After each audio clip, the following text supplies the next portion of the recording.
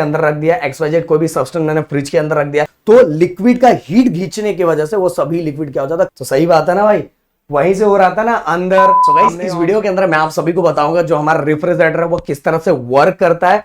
और गाइस सबसे पहले मैं रेफ्रिजरेटर, हम सबसे पहले चलेंगे अपने घर के रेफ्रिजरेटर किस तरह से वर्क करता है वो मैं आपको बताऊंगा। ये आपके बुक में भी नहीं है, वो एक बार आप समझ लोगे ना तो बुक में जिस तरह से चीजें दी है वो आपको चुटके बजाते ही समझ जाएगा। और वो भी आपको दिखाऊंगा, वो भी दिखाऊंगा जिससे आपको चीजें बहुत अच्छे से क्लियर हो जाएगी। तो चलो सबसे पहले गाइस मान लो मैंने कोई भी हॉट ऑब्जेक्ट फ्रिज के अंदर रख दिया, XYZ कोई भी सब्सटेंस मैंने फ्रिज के अंदर रख दिया, अब उसका टेम्परेचर बहुत ज्यादा हाई है और ये एवापोरेटर कॉइल है, इस एवापोरेटर कॉइल के अंदर पास होने वाला जो गैस है उसका टेम्परेचर बहुत ज्यादा लो है।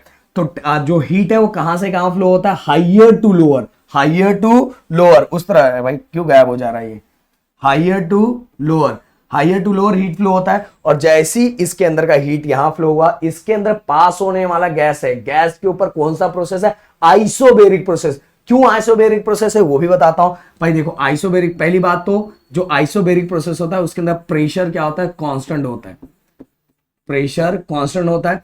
बट गाइस इस गैस को आगे बढ़ना भी है ना, तो इसीलिए वॉल्यूम क्या होगा, वॉल्यूम चेंज होगा।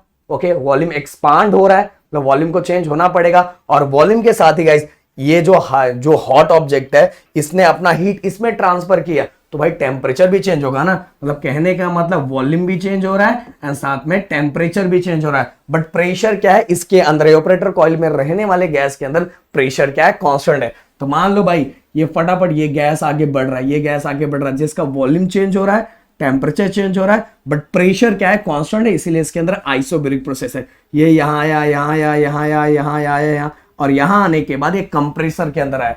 और कंप्रेसर में क्या होगा पता है, कंप्रेसर में वो आने वाले गैस को कंप्रेस किया जाएगा, दबाया जाएगा, और कंप्रेस करने के वजह से मेरे दोस्तों उसके ऊपर का प्रेशर अब बढ़ जाएगा। प्रेशर बढ़ने के साथ ही टेम्परेचर भी बढ़ जाएगा, बट वॉल्यूम क्या हो जाएगा, डिक्रीज हो जाएगा। बट गाइस ये सभी प्रोसेस ना, ये जो कंप्रेशर ना अंदर का हीट न अंदर से बाहर से ना, मतलब बाहर से हीट ना अंदर लेता है ना अंदर का हीट बाहर देता है। तो यहां जो होने वाला प्रोसेस होता है वो एडियाबैटिक प्रोसेस होता है। बट कंप्रेसर के कंप्रेस करने की वजह से जो हमारा गैस है उसका क्या हो गया, प्रेशर बढ़ गया, और प्रेशर के साथ ही क्या बढ़ गया, टेम्परेचर बढ़ गया, बट वॉल्यूम क्या हो गया, कम हो गया। अब अगला स्टोरी सुनना, जैसी ये गैस कंप्रेसर से बाहर निकलेगा तो कंप्रेस करने के वजह से गैस किस में कन्वर्ट हो चुका है, लिक्विड में कन्वर्ट हो चुका है, किसके अंदर, लिक्विड में कन्वर्ट हो चुका है। अब यहां एक चीज आपको समझाऊंगा, ये जस्ट एग्जांपल के लिए, इसको ज्यादा सीरियस मत लेना मेरे दोस्त, प्लीज, हाँ सीरियस बिल्कुल मत लेना। अब मान लो जो यहां लिक्विड था कंप्रेस करने के बाद, सॉरी जो गैस था कंप्रेस करने के बाद, अब ये जो बाहर निकल रहा है, ओके बाहर निकल रहा है, तो वो अब मतलब अब किस में कन्वर्ट हो चुका है, लिक्विड में। और उस लिक्विड का जस्ट एग्जांपल, जो टेम्परेचर है मान लो 50 डिग्री सेल्सियस है, एंड जो उस पर लगने वाला जो प्रेशर है, ओके प्रेशर वो मान लो 10 पास्कल है, ओके 10 बार है, कितना है, 10 बार है। मैं जस्ट समझाने के लिए समझा रहा हूं, प्लीज हाँ इसको सीरियस मत लेना।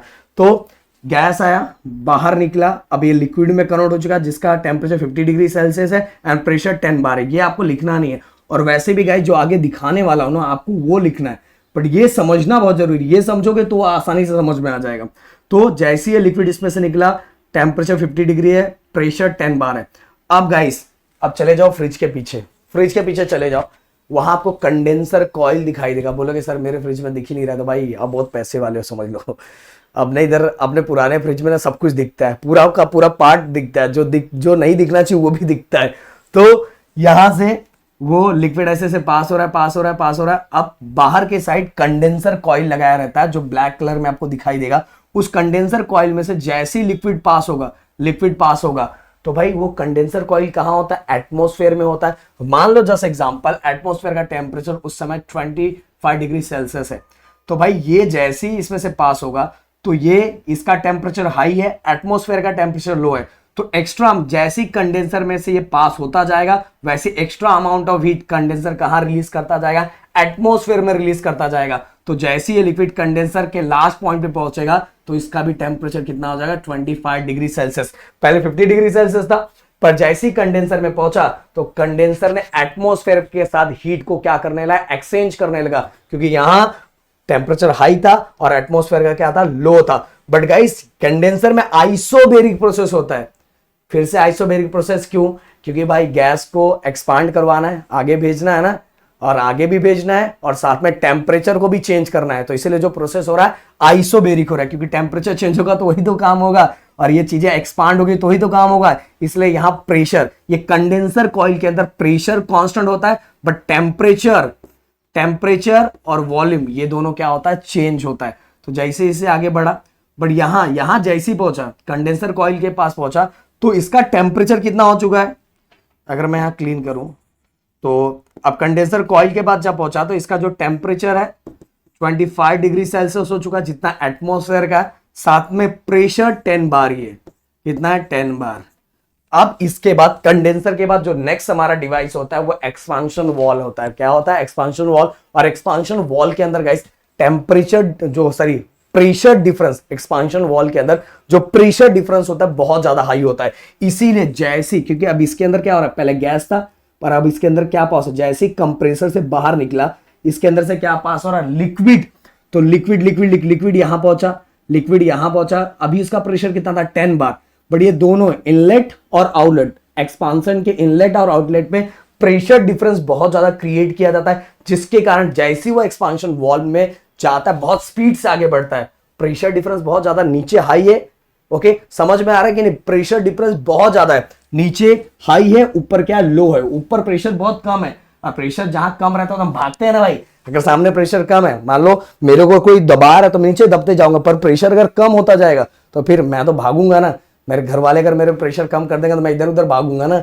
तो प्रेशर नीचे हाई है, ऊपर की तरफ क्या है, कम है। मतलब कहने का मतलब एक्सपांशन वॉल्व में प्रेशर डिफरेंस बहुत ज्यादा होता है। और प्रेशर डिफरेंस ज्यादा होने के कारण क्या होता है, ये जो लिक्विड है बहुत तेजी से एक्सपांशन वॉल्व में आगे बढ़ता है। और बहुत तेजी से आगे बढ़ने के बाद देखो, इन शॉर्ट आपके बुक में बस इतना ही लिखा है कि जैसे एक्सपांशन वॉल्व से लिक्विड बाहर निकलता है तो अगेन वो गैस में कन्वर्ट हो चुका रहता है और उसका टेम्परेचर बहुत ज्यादा लो हो चुका रहता है। और लो होने के बाद ये ऑपरेटर कॉइल में ऐसे ऐसे ऐसे वो पास होता है। और इसके अंदर जो प्रोसेस होता है वह एडियाबैटिक प्रोसेस होता है, मतलब अंदर से हीट, अंदर का हीट बाहर भी नहीं जाता और बाहर का हीट अंदर भी नहीं जाता। बट आपके मन में क्वेश्चन ये आ रहा होगा, तो सर ये कैसे होता है फिर? अंदर जब ये यहां से लिक्विड गया और बाहर से निकलने वाला जो गैस है, चलो मैं मान गया क्योंकि प्रेशर बहुत कम है, प्रेशर मतलब प्रेशर डिफरेंस बहुत ज्यादा है, बहुत ज्यादा, और इसके कारण लिक्विड से वो गैस में कन्वर्ट हो गया। पर सर वो टेम्परेचर कैसे कम हो गया, टेम्परेचर कैसे कम हो गया, ये लिखना नहीं है पर मैं आपको बताता हूं।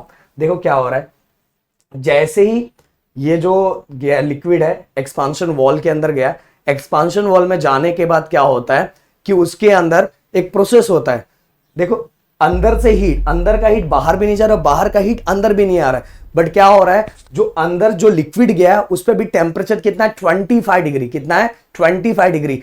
तो क्या वहां क्या प्रोसेस होता है, जो 25 डिग्री टेम्परेचर होता है उसको बाहर निकाल के इसके अंदर के लिक्विड का, मतलब अगर मान लो 10 मॉलिक्यूल्स होंगे तो एक मॉलिक्यूल्स को किसमें कन्वर्ट किया जाता है, वाटर वेपर में कन्वर्ट किया जाता है। पूरे हीट को निकाल के एक मॉलिक्यूल्स को किसमें कन्वर्ट किया जाता है, वाटर वेपर में। तो पूरे हीट को निकालने की वजह से जो अंदर का लिक्विड है उसका टेम्परेचर क्या हो जाता है, कम हो जाता है। और जैसे वो बाहर निकलता है तो जो लिक्विड रहता है वो किसमें कन्वर्ट हो रहा है, गैस में। और गैस का टेम्परेचर क्या हो चुका रहता है, लो हो चुका रहता है। तो समझ में आया इसका टेम्परेचर कहां चला गया। तो अंदर एक्सपांशन वॉल के अंदर एक प्रोसेस होता है, वो प्रोसेस गाइस फिर से सुनो क्या होता है कि मान लो 10 मॉलिक्यूल्स है, ओके, लिक्विड के कितने मॉलिक्यूल्स है, 10 मॉलिक्यूल्स है। तो एक मॉलिक्यूल्स को किसमें कन्वर्ट करवाया जाता है, वाटर वेपर में। पर हीट का न अंदर का हीट बाहर जाता है ना बाहर का हीट अंदर आता है। तो हीट कहां से आता है, क्योंकि अगर किसी चीज को लिक्विड से वाटर पेपर में कन्वर्ट करवाना है तो क्या चाहिए, हीट चाहिए ना। तो हीट कहां का यूज किया जाता है, जो लिक्विड के अंदर का हीट है उसी को एक्सट्रैक्ट करके बाहर निकाल के अंदर खींच के उसी को क्या किया जाता है, लिक्विड से एक पार्ट को किसमें कन्वर्ट कर देते हैं, वाटर वेपर में। तो लिक्विड का हीट खींचने की वजह से वो सभी लिक्विड क्या हो जाता है, कूल हो जाता है। और इसीलिए जैसे ये बाहर निकलता है वो किसमें कन्वर्ट हो चुका रहता है, वो मतलब गैस में, क्योंकि टेम्परेचर डिफरेंस क्रिएट होने के कारण लिक्विड से तो गैस में कन्वर्ट हो चुका रहता है। बट गैस का टेम्परेचर क्या होता है, लो होता है। और इसी तरह से वो आगे आगे आगे बढ़ता जाता है। ये पूरा कंप्लीट प्रोसेस है। अब चलो हम चलते हैं अपने मेन, आपका जो बुक में दिया हुआ है, हाँ ये तो कार्नोट साइकिल, ये देखो आपकी बुक में ये दिया हुआ है। ये हमारे फ्रिज के अंदर का पार्ट, आपको याद होगा ये ऑपरेटर कॉइल, ये देखो ये देखो ये ऑपरेटर कॉइल, ये ऑपरेटर कॉइल, ये देखो आपको दिखाई दे रहा है ऐसा ऐसा ऐसा ऐसा ऐसा। याद करो ये ऑपरेटर कॉइल, फिर से अगर मैं जाना चाहूँ वहां तो, अरे ये तो अभी हट गया, मैंने ड्रॉ किया था भाई। तो अब ये ऑपरेटर कॉइल के अंदर ऐसे ऐसे ऐसे ऐसे ऐसे ऐसे ऐसे ऐसे गया, और फिर इसके बाद कंप्रेसर है। ओके, कंप्रेसर आपको याद होगा, कंप्रेसर है। और कंप्रेसर में क्या किया जाता है, कंप्रेसर के पहले प्रेशर नॉर्मल था ना, प्रेशर कम था, प्रेशर क्या था, कम था। पर कंप्रेसर में जाने के बाद क्या किया गया था, आपको याद होगा। मैं यहां ऐसा लेता हूं, मैं वही चीजें कोरिलेट करता हूं। देखो यहां मैंने कोई भी ऑब्जेक्ट रखा था जिसके अंदर की हीट को एवापोरेटर कॉइल ने एक्सट्रैक्ट किया, खींच लिया, जिसके कारण गैस का टेम्परेचर हाई हो गया। गैस का टेम्परेचर हाई हो गया, पर प्रेशर क्या था, कांस्टेंट था। और जो टेम्परेचर एंड वॉल्यूम क्या हो रहा था, चेंज हो रहा था अभी फ्रिज के अंदर, इनसाइड रेफ्रिजरेटर। फिर जैसे वो कंप्रेसर में आया, कंप्रेसर में आने के बाद मैंने बताया था ना, प्रेशर बढ़ गया था, टेम्परेचर बढ़ गया था, पर वॉल्यूम क्या हो गया था, कम हो गया था। फिर जैसे वो कंप्रेसर से बाहर निकला, कंप्रेसर से बाहर निकला, अब वो किस में कन्वर्ट हो चुका है, अब वो कन्वर्ट हो चुका है लिक्विड के अंदर। पहले गैस था, यहां तक क्या था, गैस था, पर कंप्रेसर से बाहर जैसे निकला वो लिक्विड में कन्वर्ट हो चुका है। और उस लिक्विड का प्रेशर हाई है, प्रेशर क्या है, हाई है, कंप्रेस किया था ना, प्रेशर क्या है, हाई है, टेम्परेचर भी हाई है, बट वॉल्यूम क्या है, कम है। तो अब आगे आगे बढ़ रहा है, आगे बढ़ रहा है, आगे बढ़ रहा है। हॉट रीजन, हॉट रीजन मतलब कंडेंसर, ये देखो कंडेंसर। अब कंडेंसर से जैसे बाहर होगा, देखो ये देखो ये देखो, आगे बढ़ रहा है, आगे बढ़ रहा है, आगे बढ़ रहा है, आगे बढ़ रहा है, आगे। अब देखो कंडेंसर के बाद क्या था, हमारा एक्सपांशन वॉल, क्या था, एक्सपांशन वॉल। और कंडेंसर में क्या कर रहा था, जो एक्स्ट्रा अमाउंट ऑफ हीट है उसको एटमॉस्फेयर में रिलीज कर रहा था। ओके, मैंने बताया था एटमॉस्फेयर में रिलीज कर रहा था। और कंडेंसर के बाद क्या हो रहा था, कंडेंसर के बाद आप सभी को पता आइसोबेरिक प्रोसेस हो रहा था। कौन सा process, isobaric process. Isobaric process मतलब प्रेशर कांस्टेंट होगा, टेम्परेचर एंड वॉल्यूम क्या होगा, चेंज होगा। फिर इसके बाद हमारा क्या था, एक्सपांशन वॉल, जिसके अंदर प्रेशर डिफरेंस बहुत ज्यादा था। और एक्सपांशन वॉल से बाहर निकलने के बाद जो लिक्विड था वो किसमें कन्वर्ट हो चुका था, गैस के अंदर। और गैस का जो टेम्परेचर बहुत लो हो चुका था, पता है आपको। और फिर से वो अगेन ऐसे ऐसे पास होने लगा। तो इस तरह से हमारा प्रोसेस था। और आगे अगर मैं और चीजें आपको दिखाऊं, ये वाला, ये देखो किस तरह से हीट इंजन में उल्टा था। अगर मैं इसको थोड़ा बड़ा करूं,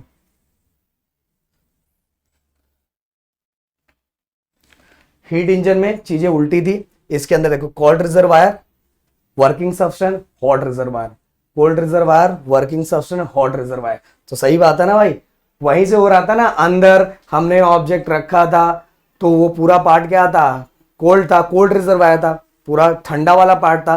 तो उसमें से हीट उसने एक्सट्रैक्ट किया, फिर बाहर था। और बाहर वाला पार्ट क्या था, जहां हीट बाहर निकालना था, वो हॉट रिजर्वायर था। तो सेम प्रोसेस हमारे फ्रिज के अंदर, कोल्ड रिजर्वायर, फिर बीच में वर्किंग सब्सटेंस, देन इसके बाद हॉट रिजर्वायर। इस तरह से एनर्जी फ्लो होता है। और यही हमारा energy flow diagram of refrigerator, ये हो गया। अब गाइस कुछ चीजें और मैं आपको बताऊंगा कि जैसे अगर मैं इफिशिएंसी की बात करूं, इफिशिएंसी की बात करूं तो अब इसमें आप कैसे लिखोगे, क्योंकि अब कोल्ड रिजर्वायर से स्टार्ट हो रहा है ना, तो Q of C, Q of H upon Q of C, ये हमारा इफिशिएंसी रेफ्रिजरेटर की होगी। और साथ में अगर वर्क की बात करूं तो सेम भाई, ये W अपॉन क्यू सी होता है ना, तो Q C minus Q H. Okay, ये दोनों में कितना अमाउंट ऑफ, ये कोल्ड रिजर्वायर, ये क्यू सी, और ये क्या है, क्यू एच, दोनों में कितना डिफरेंस है। ओके, तो हमें पता चलेगा जो चीजें बचे, दोनों में जो डिफरेंस के बाद जो चीजें बच रही है उतना हमें पता चलेगा वर्क हुआ है।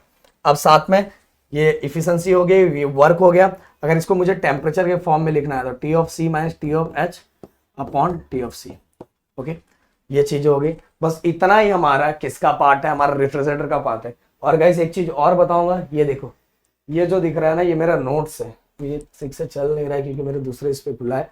ये पूरा नोट्स है और बहुत अच्छी तरीके से हमने बनाया, हैंड रिटन नोट्स है। अगर आपको चाहिए तो प्लीज कमेंट करना, जबरदस्ती कर देना कि सर हमें चाहिए चाहिए चाहिए। अब बोलोगे सर का बीच में ड्रेस कैसे चेंज हो गया, ड्रेस नहीं चेंज हुआ भाई। प्रॉब्लम क्या है कि जब मैं अपलोड करने गया ना, ये वीडियो कल ही आने वाला था आप लोगों को, और जब अपलोड करने गया तो मैं देखा आपका वीडियो रिकॉर्ड ही नहीं हुआ। तो फिर मैंने कल अपलोड नहीं किया। मैंने बोला भाई कल आपकी चीज बता के तो एक साथ अपलोड करता हूँ, इसलिए ड्रेस चेंज दिखाई दे रहा है। देखो भाई, अगर मैं ये अपलोड भी नहीं करता तो भी आपको ये पता रहता। हीट इंजन के अंदर ऑलरेडी मैंने आप सभी को ये चीजें बताई थी। तो और हीट इंजन के अंदर, बट हमारे रेफ्रिजरेटर के अंदर उल्टा हो रहा है। हीट कहाँ से कहाँ फ्लो होता है, अगर आप देख भी लोगे तो भी समझ में आ जाएगा। ये देखिए कहां से कहां फ्लो हो रहा है, कोल्ड रिजर्वायर से लेके हॉट रिजर्वायर तक, मतलब cold reservoir, working substance, then hot reservoir, इस तरह से हमारा एनर्जी क्या होता है रेफ्रिजरेटर के अंदर फ्लो होता है। यही हमारा एनर्जी फ्लो डायग्राम है। तो अगर मैं बात करूं, और ये पूरा मैंने एक्सप्लेन किया है, अभी आपने वीडियो देखा होगा तो उसके अंदर पूरी चीजें मैंने एक्सप्लेन की। तो फ्रिज के अंदर वाला पार्ट कोल्ड रिजर्वायर, वहां से हीट निकल के कंप्रेसर की तरफ जाता है, फिर वो कैसे चेंज होता है, फिर बाहर जो हमारा कंडेंसर होता है वो हमारा होता है हॉट रिजर्वायर, वहां से हीट कैसे बाहर की तरफ फ्लो होता है, सभी चीजें ऑलरेडी मैंने एक्सप्लेन की है। अब कोएफिशिएंट ऑफ परफॉर्मेंस, जिससे रिलेटेड एग्जाम में हमें क्वेश्चन पूछा जाता है, ओके, कोएफिशिएंट ऑफ परफॉर्मेंस ये, और इसके लिए अगर फॉर्मूला कैसे रहेगा, formula mode of sorry cold reservoir, heat at cold reservoir और डिवाइड बाय W, मतलब वर्क डन। और वर्क डन का फॉर्मूला कैसे होगा इसके अंदर, ये देखो ध्यान से, एकदम सिंपल। अब W वर्क डन, अब ये वर्क कहां से कहां हो रहा है, कोल्ड रिजर्वायर से देखो हॉट रिजर्वायर तक हो रहा है ना, तो इसका फॉर्मूला क्या हो जाएगा, Q of C minus Q of H, इस तरह से। और अगर आपको टेक्स्ट बुक में दिखाना चाहो तो ये देखो Q of C upon W indicated the performance of refrigerator, दिखाई दे रहा होगा बड़ा बड़ा सा। हाँ, ये देखो ये वाली लाइन,